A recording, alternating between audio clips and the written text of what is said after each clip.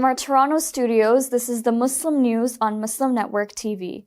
Assalamu alaikum. I'm Aylia Batool. London Mayor Sadiq Khan slams Trump as racist, sexist, misogynistic, and Islamophobic after UN speech attack. This and more in today's show, so stay tuned. Spain has joined Italy in sending a ship to accompany the Gaza Flotilla as the international community condemned an apparent drone attack by Israel on Wednesday.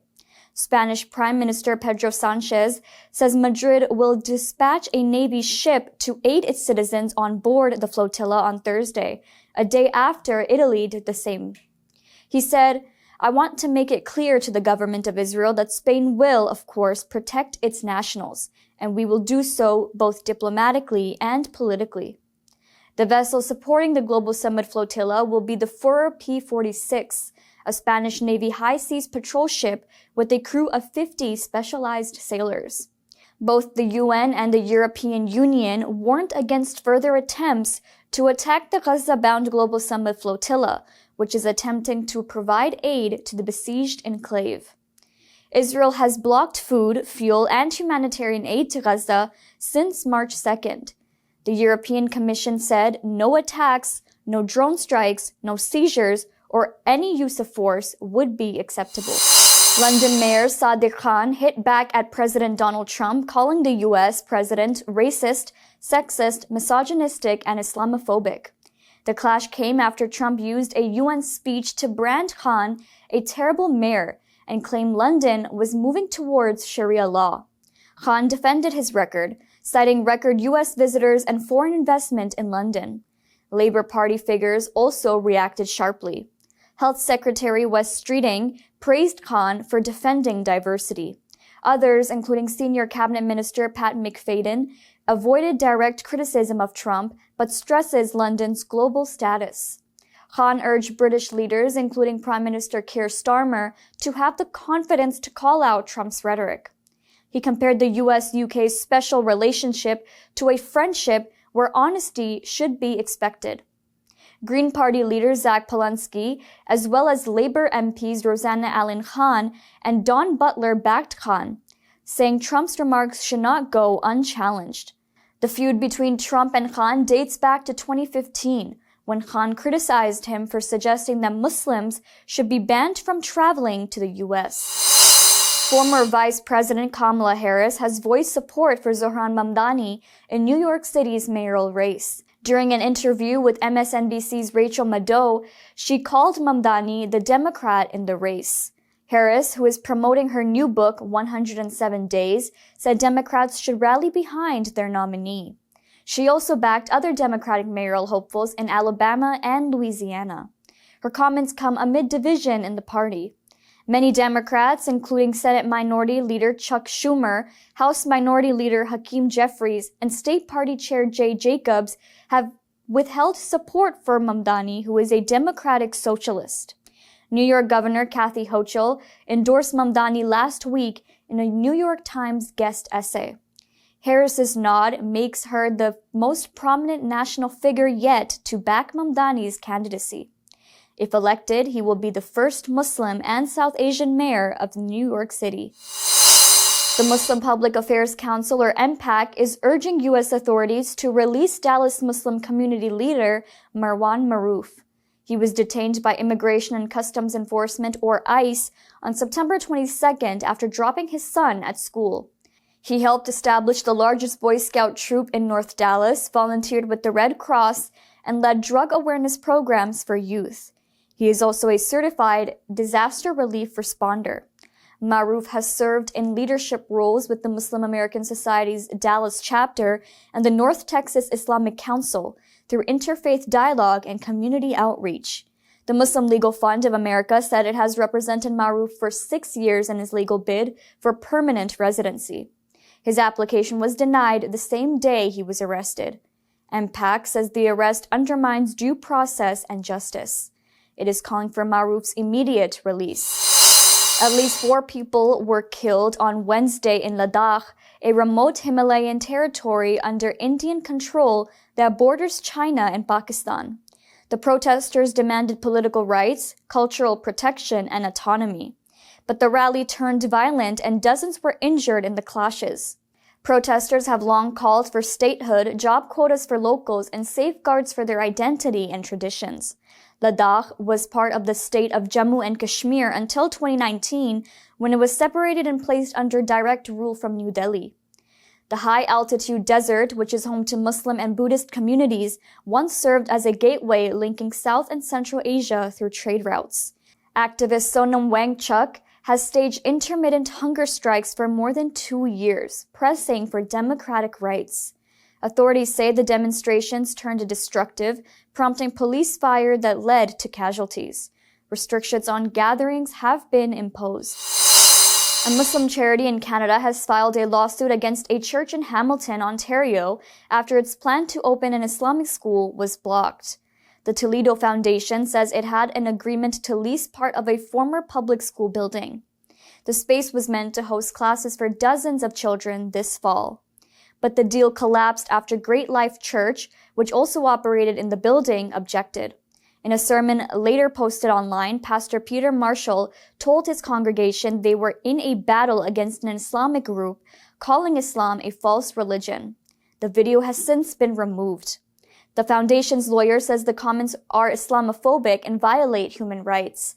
The charity is suing the landlord and church for damages, alleging bad faith. The Trump administration has rolled back some of its earlier mass layoffs of federal workers. Details coming up next.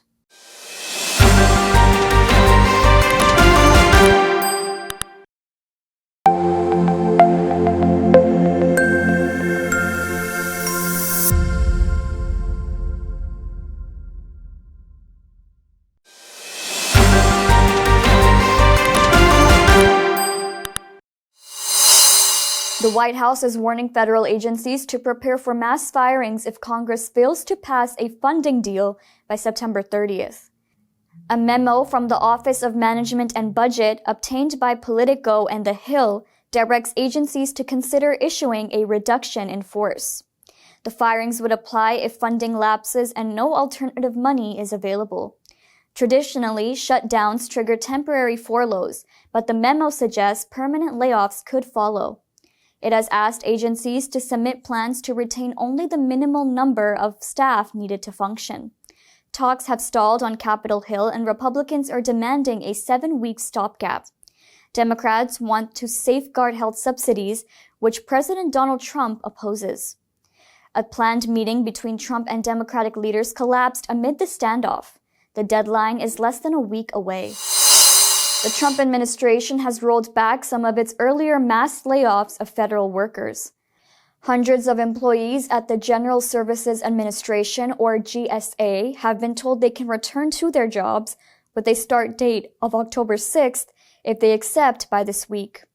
The GSA, which builds and manages government facilities across the U.S., cut thousands of jobs earlier this year as part of Elon Musk's led Department of Government Efficiency, or DOGE's cost-cutting purge. Acting Commissioner Andrew Heller confirmed reduction notices were rescinded. The Labor Department and Internal Revenue Service also are reinstating staff. Reports say nearly 400 GSA employees and 100 Labor Department staff are being rehired. Since the start of 2025, more than 200,000 federal workers have left government service. DOGE claims its cuts have saved taxpayers more than $200 billion, but critics say the reinstatements highlight the disruption caused. The American Civil Liberties Union, or ACLU, have filed a class action lawsuit against President Donald Trump's immigration detention policy. The case argues that the administration is unlawfully denying bond hearings to thousands of Immigration and Customs Enforcement, or ICE, detainees. Lawyers say the Justice Department has been misclassifying people arrested inside the U.S. as mandatory detainees, stripping them of their right to seek release. The practice, they argue, violates statutory law and constitutional due process. The lawsuit highlights the case of Jose Arnulfo Guerrero Orellana, a Massachusetts resident with no criminal record who was recently denied a bond hearing. ACLU attorneys say the policy upends decades of settled law. They warn that it leaves peaceful community members stuck in detention for months. ACLU attorney Daniel McFadden said all people in the United States are entitled to due process without exception. Israeli soldiers killed at least 38 Palestinians Thursday in new Israeli airstrikes on central and southern Gaza. 11 members of one family, including children, died when Israel shelled their home in Al-Zawayda. The Gaza Health Ministry says 83 bodies were brought to hospitals in the past 24 hours, with 216 injured. 7 people were killed and 50 wounded while trying to get food aid. Israeli rights group B'Tselem says Israel has killed more than 2,500 Palestinians in recent months who were seeking food in northern Gaza, where famine is severe. Israel's military said its planes carried out more than 170 strikes across the enclave. In Aylia, a drone launched by Yemen's Houthis wounded 22 people in a rare breach of Israel's missile defense.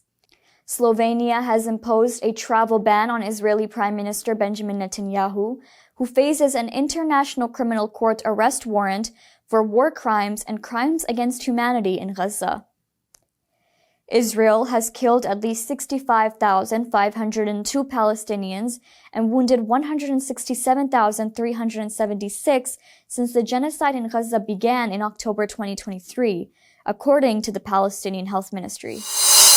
The World Health Organization, or WHO, has dismissed claims by President Donald Trump that taking paracetamol during pregnancy increases the risk of autism. Trump has said earlier this week that Tylenol, the U.S. brand name for paracetamol, may significantly raise autism risk in unborn children. In a statement on Wednesday, WHO said there is no conclusive scientific evidence linking autism spectrum disorder with paracetamol use. The UN agency stressed that multiple large studies over the past decade have not found a consistent association. WHO noted that 62 million people worldwide live with autism, a condition with complex and still uncertain causes. The agency also stressed that vaccines do not cause autism. Extensive global research has disproved claims that links to vaccine ingredients. WHO Director General Tedros Ghebreyesus urged pregnant women to follow medical advice and be cautious with any medication, especially in the first trimester. Doctors in the UK say they have successfully treated Huntington's disease for the first time. The inherited brain disorder is known as one of the most devastating illnesses. Scientists at University College London revealed trial results on Wednesday showing the disease was slowed by 75%. The treatment uses gene therapy delivered through hours-long brain surgery. Professor Sarah Tabrizi called the results spectacular, saying patients may now have decades of good quality life. She admitted they never expected such a dramatic slowing of progression. Huntington's damages brain cells affecting movement, thinking, and mental health. It is rare, but often passed down from parent to child. Symptoms usually appear in a person's 30s or 40s. That's all from our Toronto studios. Thank you for watching Muslim News. We are a community channel dedicated to bringing you stories you can trust. Please like, share, and subscribe to our content. You can also comment to let us know what you think of our coverage. You can donate now by visiting muslimnetwork.tv/donate. For more content, keep watching Muslim Network TV. Salam.